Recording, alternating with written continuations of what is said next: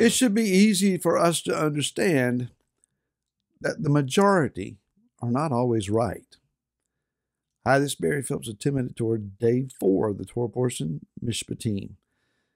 In Shemot, Exodus chapter 23, verse 2 says, "Do not follow a crowd to do evil, nor bear witness in the strife, so as to turn aside after many, to turn aside what is right." And here in America especially, in recent years, some number of years now, there have been various occasions for crowds to rise up in riotous fashion over a court verdict or some perceived injustice. We recognize that this is also taking place in other countries. We've had the tractor protest in Canada, and one of the Scandinavian nations, if I'm not mistaken, and now it's going on in France at the time of the recording. And so people get upset, and sometimes rightly so. They feel like, well, justice is not being carried out, so we have to take the matter into our own hands. When it comes to such things, we as believers of Messiah Yeshua need to be very, very careful that the cause that we might join in with is a worthy, righteous, and peaceable cause.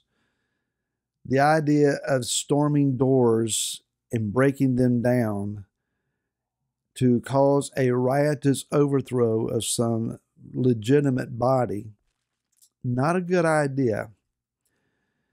We'll try to stay out of the political weeds here, not trying to get in too deep, but just mentioning that the whole January 6th incident in Washington, D.C. a few years ago has left many in incarceration and long-term confinement without trials. It's bad. It's wrong, and it's bad. There was nothing wrong with being at a political rally, making your voice heard, supporting your candidate, supporting your belief in a cause being right. Standing in front of the Capitol building with your signs and encouraging members of Congress to do what, in your estimation, is the right thing is legal. That's a legal thing to do. Breaking in windows and knocking down doors, or even going inside if someone opens the door for you, once you went beyond that barrier, even if you just went in and walked around, nonetheless, legally, you were on thin ice, and there could be problems, and there have been problems, and many have been persecuted. It could be either way. Following the crowd, we get caught up in the moment. Ferguson, Missouri. Many went into the area and burned businesses and looted and pillaged over a perceived wrong. The same thing happened with the George Floyd riots. And it wasn't just limited to one location. It was a reason for others to act out, whether it was genuine animosity or not, genuine perceived insult and injury to justice or not. It was done. A store owner who's trying to run a legitimate business should not suffer because something was done wrong in someone's estimation in the township. They may have had not anything to do with the injury. And we can legitimize ourselves by saying, well, it ought not have been done, and somebody has to pay. Yah has systems of judgment and justice established for Israel that you not have to follow a riotous crowd, get involved in a heated moment of passion and anger and resentment just to express your opinion. The thing is, it's called momentum. You get caught up in the emotions of a moment, and they build and they build and they build, and it's just not good.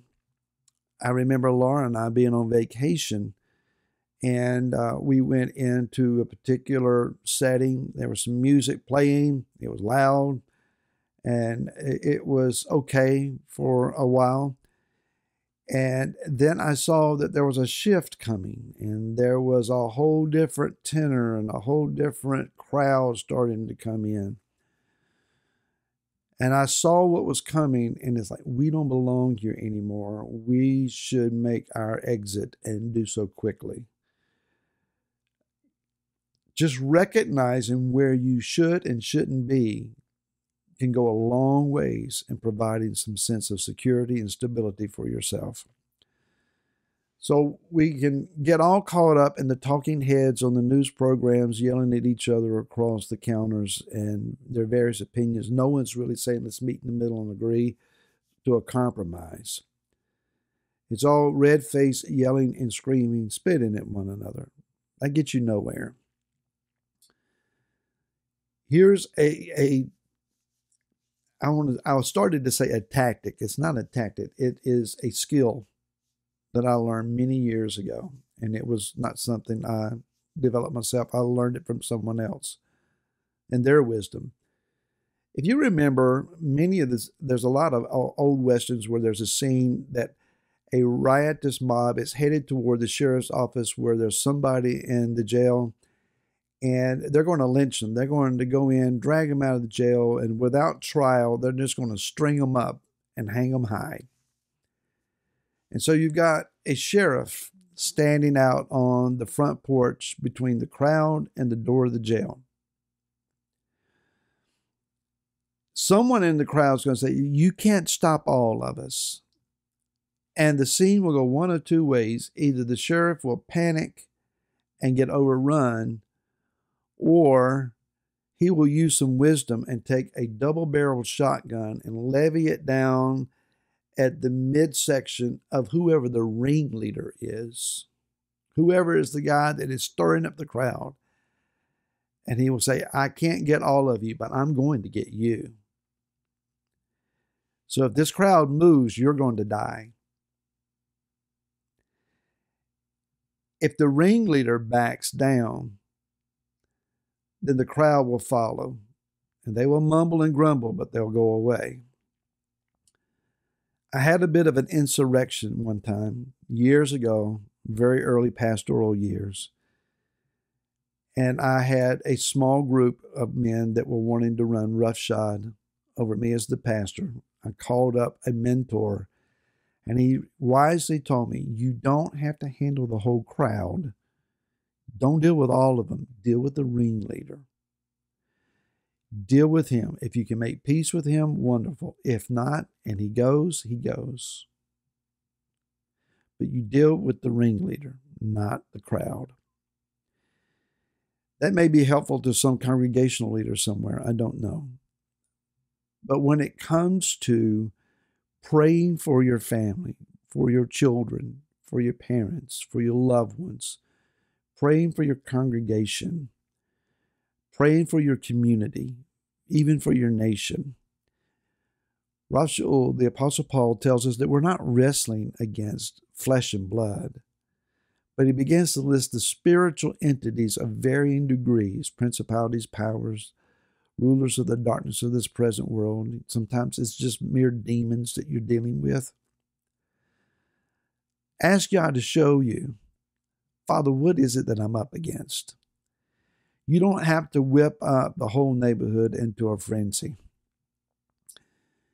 But you deal powerfully in the authority of the name of Yeshua against the ringleader.